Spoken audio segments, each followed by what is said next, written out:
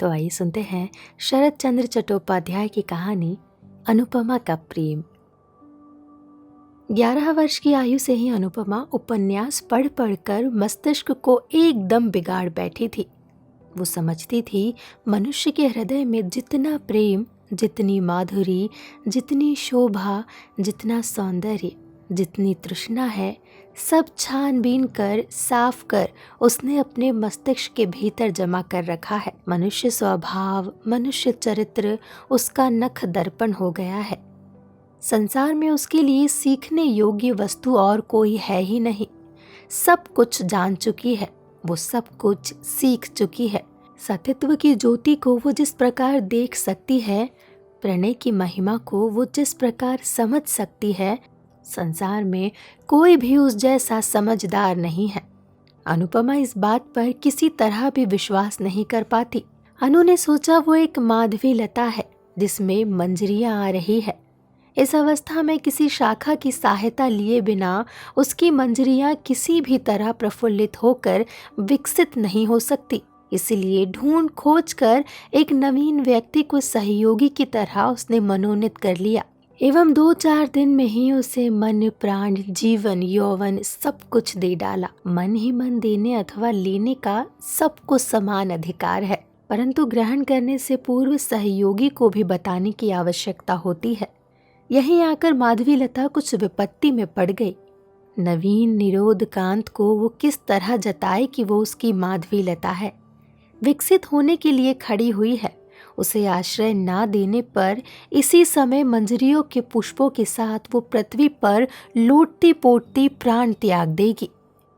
परंतु सहयोगी उसे ना जान सका। ना जानने पर भी अनुपमा का प्रेम उत्तरोत्तर वृद्धि पाने लगा। अमृत में विष, सुख में दुख, प्रणय में विच्छेद चीर प्रसिद्ध है। 2-4 दिन में ही अनुपमा विरह व्यथा से जर्जर शरीर होकर मन ही मन बोली, स्वामी, तुम मुझे ग्रहण करो या ना करो, बदले में प्यार दो या ना दो, मैं तुम्हारी चिरदासी हूँ। प्राण चले जाए ये स्वीकार है, परंतु तुम्हें किसी भी प्रकार नहीं छोड़ूंगी।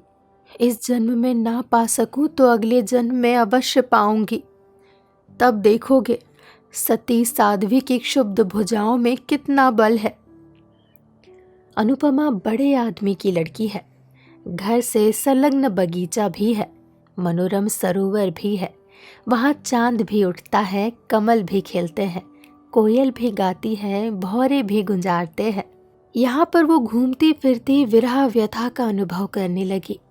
सिर के बाल खोलकर अलंकार उतार फेंके, शरीर में धूलि मलकर प्रेम योगिनी बन कभी सरोवर के जल में अपना मुंह देखने लगी, कभी आंखों से पानी बहाती हुई गुलाब के फूलों को चूमने लगी, कभी आंचल बिछाकर वृक्ष के नीचे सोती हुई हाय के हुताशन और दीर्घ श्वास छोड़ने लगी। भोजन में रुचि नहीं रही, शयन की इच्छा नहीं, साज सज्जा से बड़ा वैराग्य हो गया। कहानी किस्सों के भांति विरक्ति हो आई। अनुपमा दिन प्रतिदिन सूखने लगी। ये देख सुनकर अनु की माता को मन ही मन चिंता होने लगी। एक ही तो लड़की है, उसे भी ये क्या हो गया?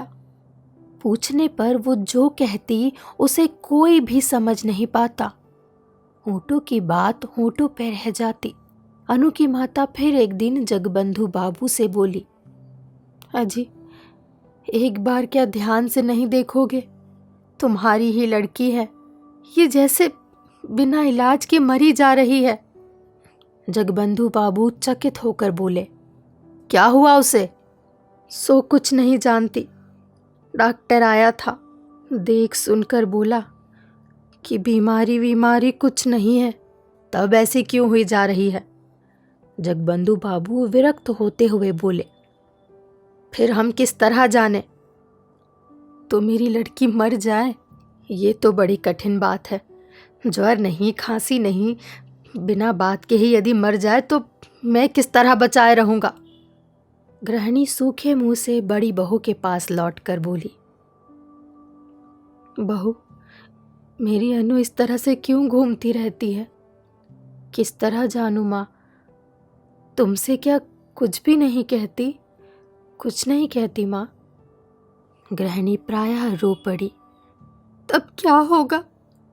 क्या होगा इसका? बिना खाए बिना सोए इस तरह सारे दिन बगीचे में कितने दिन घूमती फिरती रहेगी और कितने दिन बचेगी? तुम लोग उसे किसी भी तरह समझाओ, नहीं तो मैं बगीचे के तालाब में किसी दिन डूब मरूंगी। बड़ी बहू कुछ देर सोचकर चिंतित होती हुई बोली, देख सुनकर कहीं विवाह कर दो। गृहस्थी का बोझ पड़ने पर अपने आप सब ठीक हो जाएगा माँ। ठीक बात है, आज ही ये बात इनको बताऊंगी। पति ये बात सुनकर थोड़ा हंसते हुए बोले, कल ही काल है, कर दो ब्याह, करके ही देखो यदि ठीक हो जाए। दूसरे दिन घटक आया। अनुपमा बड़े आदमियों की लड़की है, उस पर सुंदरी भी है। वर के लिए चिंता नहीं करनी पड़ी। एक सप्ताह के भीतर ही घटक महाराज ने वर निश्चित करके जगबंधु बाबू को समाचार दिया। पति ने ये बात पत्नी को बताई, पत्नी ने बड़ी बहू को बताई। क्रमशः अनुपमा ने भी सुनी। एक दिन बाद एक दिन सब दोपहर के समय मिलकर अनुपमा के विवाह की बातें कर रहे थे। इसी समय वो खुले बाल अस्त व्यस्त वस्त्र किए एक सूखे गुलाब के फूल को हाथ में लिए चित्र की भांति आ खड़ी हुई। अनु की माता कन्या को देखकर तनिक हंसती हुई बोली, ब्याह हो जाने पर ये सब कहीं अन्यंत्र चला जाएगा और एक लड़का लड़की होने पर तो कोई बात ही नहीं। अनुपमा चित्र लिखित के भांति सब बातें सुनने लगी। बहू ने फिर कहा, माँ ननंद जी के विवाह का दिन कब निश्चित हुआ है? दिन अभी कोई निश्चित नहीं हुआ। नंदोई जी क्या करते हैं? पढ़ाई कर रहे हैं? हाँ, इस बार बीए की परीक्षा देंगे। तब तो वर बहुत अच्छा है। इसके बाद वो थोड़ा हंसकर मजाक करती हुई बोली, परंतु देखने में खूब अच्छा ना हुआ तो हमारी ननंद जी को पसंद नहीं आएगा माँ। क्यों पसंद नहीं आएगा? मेरा जमाई तो देखने में खूब अच्छा है। इस बार अनुपमा ने कुछ गर्दन घुमाई, थोड़ा सा हिलकर पांव के नख से मिट्टी खोदने के भांति लंगड़ाती लंगड़ाती बोली, विवाह मैं नहीं करूंगी। माँ ने अच्छी तरह ना सुन पाने के कारण पूछा, क्या बेटी? बड़ी बहू ने अनुपमा की बात सुन ली थी। खूब जोर से हंसते हुए बोली, ननंद जी कहती है वे कभी विवाह नहीं करेंगी। विवाह नहीं करेगी? नहीं, ना करे। अनु की माता मुंह बनाकर कुछ हंसती हुई चली गई। गृहिणी के चले जाने पर बड़ी बहू बोली, तुम विवाह नहीं करोगी? अनुपमा पूर्ववत गंभीर मुंह किए बोली, किसी प्रकार भी नहीं। क्यों? चाहे जिसे हाथ पकड़ा देने का नाम विवाह नहीं है। मन का मिलन ना होने पर विवाह करना भूल है। बड़ी बहू चकित होकर अनुपमा के मुंह की ओर देखती हुई बोली, हाथ पकड़ा देना क्या बात होती है? पकड़ा नहीं देंगे तो क्या लड़कियां स्वयं ही देख सुनकर पसंद करने के बाद विवाह करेंगी? अवश्य। तब तो तुम्हारे मत के अनुसार मेरा विवाह भी एक तरह की भूल हो गया। विवाह के पहले तो तुम्हारे भाई का नाम तक मैंने नहीं सुना था। सभी क्या तुम्हारी भांति हैं? बहू एक बार फिर हंसकर बोली, तब क्या तुम्हारे मन का कोई आदमी मिल गया है? अनुपमा बड़ी बहू के हाथ से विद्रूप से चिढ़कर अपने मुंह को चौगुना गंभीर करती हुई बोली, भाभी मजाक क्यों कर रही हो? ये मजाक का समय है। क्यों, क्या हो गया? तो सुनो। अनुपमा को लगा उसके सामने ही उसके पति का वध किया जा रहा है। अचानक कतलू खां के किले में वध के मंच के सामने खड़े हुए विमला और वीरेंद्र सिंह का दृश्य उसके मन में जग उठा। अनुपमा ने सोचा, वे लोग जैसा करते हैं वैसा क्या वो नहीं कर सकती? सती स्त्री संसार में किसका भय करती है? देखते देखते उसकी आंखें अनैसर्गिक प्रभा से धक धक करके जल उठी। देखते ही देखते उसने आंचल को कमर में लपेटकर कमरबंद बांध लिया। ये दृश्य देखकर बहू 3 हाथ पीछे हट गई। क्षण भर में अनुपमा बगल वाले पलंग के पाए को जकड़कर आंखें ऊपर उठाकर चित्कार करती हुई कहने लगी, प्रभु, स्वामी, प्राणनाथ, संसार के सामने आज मैं मुक्त कंठ से चित्कार करती हूँ, तुम ही मेरे प्राणनाथ हो। प्रभु, तुम मेरे हो, मैं तुम्हारी हूँ। ये खाट के पाए नहीं, ये तुम्हारे दोनों चरण हैं। मैंने धर्म को साक्षी करके तुम्हें पति रूप में वरण किया है। इस समय भी तुम्हारे चरणों को स्पर्श करती हुई कह रही हूँ, इस संसार में तुम्हें छोड़कर अन्य कोई भी पुरुष मुझे स्पर्श नहीं कर सकता। किसमें शक्ति है कि प्राण रहते हमें अलग कर सके। बड़ी बहू चित्कार करती हुई दौड़ती बाहर आ पड़ी। अरे देखते हो ननंद रानी कैसा ढंग अपना रही है। देखते देखते गृहिणी भी दौड़ आई। बहुरानी का चित्कार बाहर तक जा पहुंचा था। क्या हुआ, क्या हो गया? ये कहते हुए गृहस्वामी और उसके पुत्र चंद्रबाबू भी दौड़े आए। कर्ता, गृहिणी, पुत्र, पुत्रवधू और दास दासियों से क्षण भर में घर में भीड़ हो गई। अनुपमा मूर्छित होकर खाट के समीप पड़ी हुई थी। गृहिणी रो उठी। मेरी अनु को क्या हो गया? डॉक्टर को बुलाओ, अरे पानी लाओ, कोई हवा करो। इस चित्कार से आधे पड़ोसी घर में जमा हो गए। बहुत देर बाद आंखें खोलकर अनुपमा धीरे धीरे बोली, मैं कहाँ हूँ? उसकी माँ उसे अपने मुंह के पास लाती हुई स्नेहपूर्वक बोली, अनु कैसी है बेटी? तू मेरी गोद में लेटी है। अनुपमा दीर्घ निश्वास छोड़ती हुई धीरे धीरे बोली, माँ तुम्हारी गोद में? मैं समझ रही थी कहीं अन्यंत्र स्वप्न नाट्य में उनकी साथ बही जा रही थी। पीड़ा विगलित अश्रु उसके कपोलों पर बहने लगे। माता उन्हें पूछती हुई कतार स्वर में बोली, क्यों रो रही हो बेटी? अनुपमा दीर्घ निश्वास छोड़कर चुप रह गई।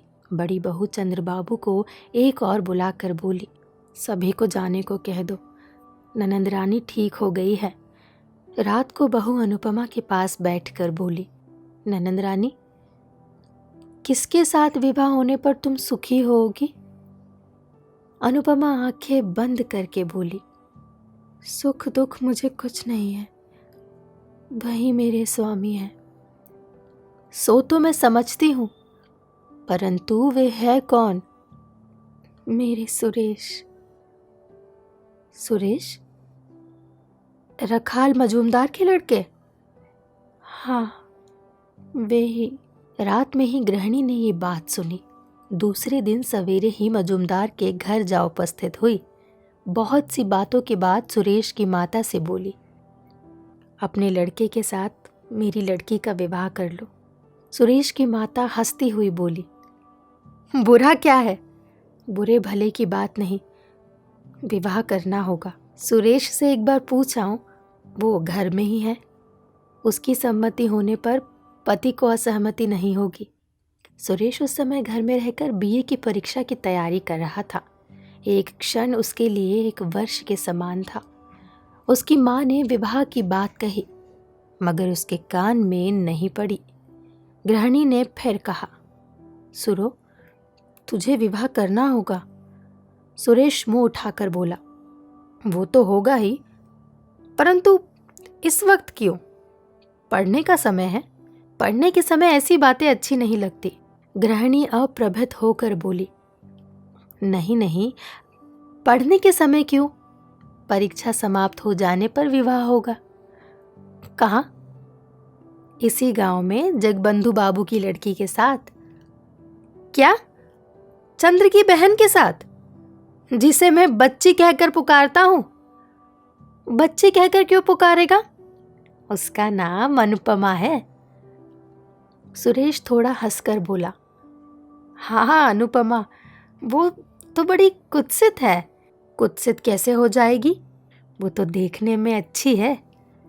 भले ही देखने में अच्छी है, लेकिन एक ही जगह ससुराल और पिता का घर होना मुझे अच्छा नहीं लगता। क्यों? भला उसमें क्या दोष है? दोष की बात का कोई मतलब नहीं। तुम इस समय जाओ माँ, मैं थोड़ा पढ़ लूँ, इस समय कुछ भी नहीं होगा। सुरेश की माता लौट आकर बोली, सुरो तो एक ही गांव में किसी प्रकार भी विवाह नहीं करना चाहता। क्यों? सो तो नहीं जानती। अनु की माता मजूमदार की गृहिणी का हाथ पकड़कर कतार भाव से बोली, ये नहीं होगा बहन, ये विवाह तुम्हें करना ही पड़ेगा। लड़का तैयार नहीं है, मैं क्या करूं? बताओ। ना होने पर भी मैं किसी तरह नहीं छोड़ूंगी। तो आज ठहरो, कल फिर एक बार समझा देखूंगी, यदि सहमत कर सकी। अनु की माता घर लौटकर जगबंधु बाबू से बोली, उनके सुरेश के साथ हमारी अनुपमा का जिस तरह विवाह हो सके वो करो। पर क्यों, बताओ तो। राम गांव में तो एक तरह से सब निश्चित हो चुका है, उस संबंध को क्या तोड़ देंगे? क्या कारण है? कारण कुछ नहीं, परंतु सुरेश जैसा रूप गुण संपन्न लड़का हमें कहाँ मिल सकता है? फिर मेरी एक ही तो लड़की है, उसे दूर नहीं ब्याहूंगी। सुरेश के साथ ब्याह होने पर जब चाहूंगी तब उसे देख तो सकूंगी। प्रयत्न करूंगा। प्रयत्न नहीं, निश्चित रूप से करना होगा। पति नथ का हिलना डुलना देखकर हंस पड़े। बोले, यही होगा जी। संध्या के समय पति मजूमदार के घर से लौट आकर गृहिणी से बोले, वहाँ विवाह नहीं होगा। मैं क्या करूं? बताओ। उनके तैयार ना होने पर मैं जबरदस्ती तो उन लोगों के घर में लड़की को नहीं फेंकाऊंगा। करेंगे क्यों नहीं? एक ही गांव में विवाह करने का उनका विचार नहीं है।